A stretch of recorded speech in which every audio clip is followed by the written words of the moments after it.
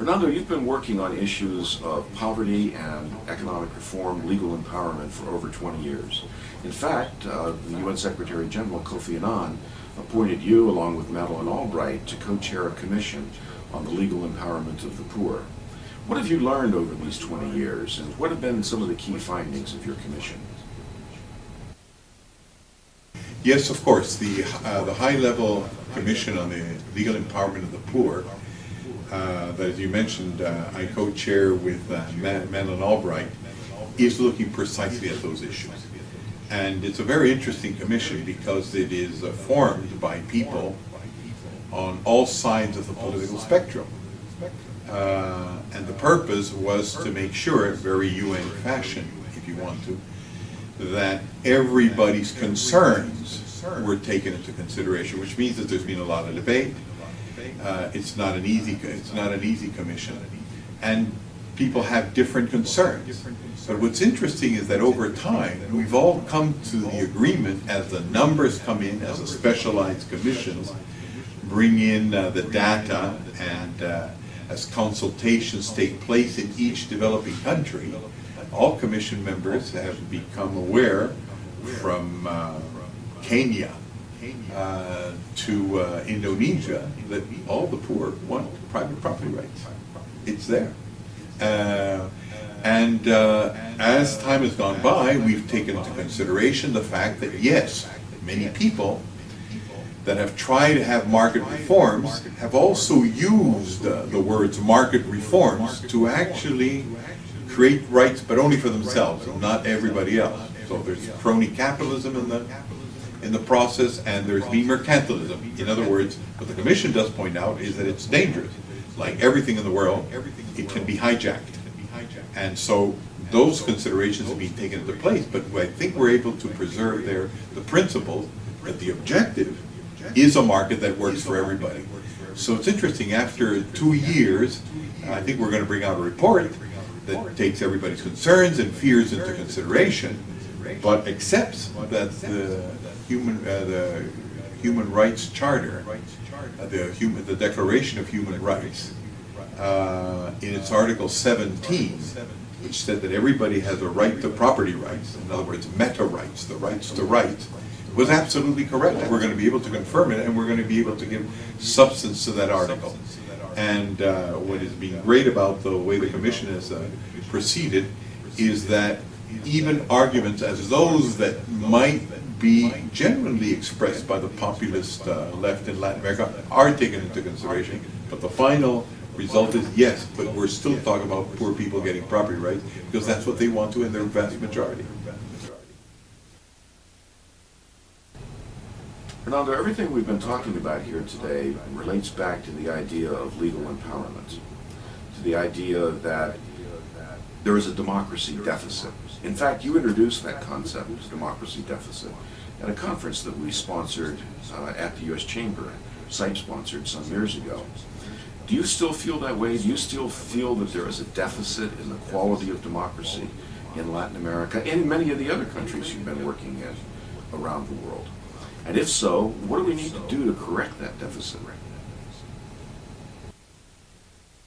Well, yes, I do still believe that we have a democratic deficit. We have gotten somewhat better over time. Even in the case of Peru, more and more laws are being pre-published in their draft form. There are more systems of consultation. Some of them have come in through ombudsman organizations that we ourselves have formed in the case of Peru. But it's still not enough. It's still not enough to give democracy a real good name. What's missing, as we had said then, and that hasn't changed, is the fact that democracy here is seen exclusively, or not exclusively, it's based essentially on open elections and free elections. The problem is that once you finish the electoral process, and somebody's elected president, people are elected to Congress, there's no control whatsoever over these people. So public opinion goes one way, and the government goes the other way. And that's why after a year or two, all our governments become very shaky and have very high disapproval ratings.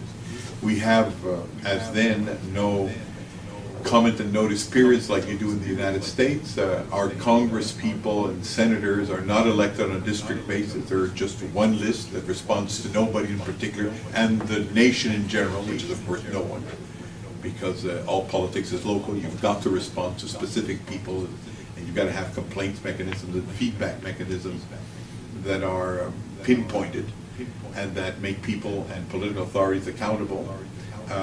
We have no cost-benefit analysis for the rules. We have very bad judiciary, a very corrupt judiciary. It's well known. It's wherever you go. I mean, we're more and more conscious of it. It doesn't mean that we haven't improved, but it does mean that it's still unreliable, to the point that every time we sign bilateral international treaties with people from your country, we make a lot of exceptions, and one of them is the court, and giving everybody a right to arbitration because we don't trust our own courts, at least for foreigners. So there remains a lot of things to be done, and that unfortunately has been very clear in the course of these last 2 years, when those countries that haven't gone towards a populist left have missed doing so by just a hair's breadth, which means that, first of all, it's not as bad as the past, when whoever was against for the private sector would be overwhelmingly voted out. At least we're somewhere close to 50-50, but it's still not good enough. We should really have 100% of the population on the side of markets, because that's what they're doing. It's really a legal lag. It's a lag of our political elites who, interestingly enough, after all these years, and it's kind of punishing to have to say it, punishing for oneself, haven't realized the importance of law and institutions. It's so interesting, you know, while everybody talks about in the information technology revolution how important rules are, how important codes are, how important icons and symbols are, and how it's all about getting your categories right, and having your hierarchies in place. In other words, the whole thing is about form rather than substance. We're not even close to that yet. The legal profession continues being seen as a very selfish one that is used by mainly those who can pay it. So it's unfortunate.